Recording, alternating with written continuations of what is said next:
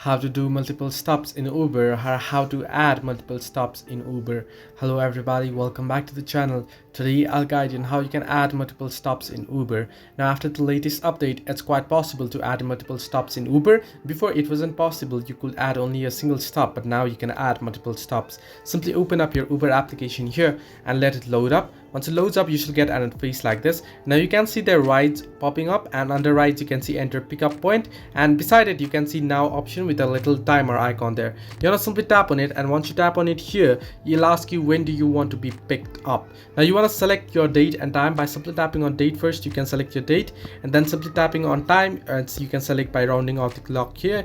You can select it, and you can tap on 4, and then you can select the hours, and you can tap on 10, and you can select the minutes as well, and you can tap on it. And once you do so, you want to tap on set up pickup time.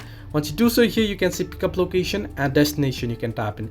At the right hand side you can see the plus icon. You want to simply tap on plus icon there, and you'll be able to add a stop.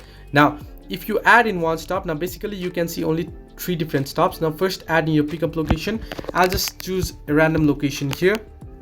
Now as you can see here, I've entered in my 3 destination, and it says another add stop. Now this add stop will keep popping up until you stop it. So you can add multiple stops, and then once you're done adding your stops, you want to simply tap on done option at the bottom of your screen, and once you do so, you'll be able to reserve the Uber. Now in my case it's not available, I'm on a different region, but you should be good to go. So this way you can add or do multiple stops on Uber. Hope this helped you. Do like and subscribe, and do not forget to leave a comment down below if you have any further issues.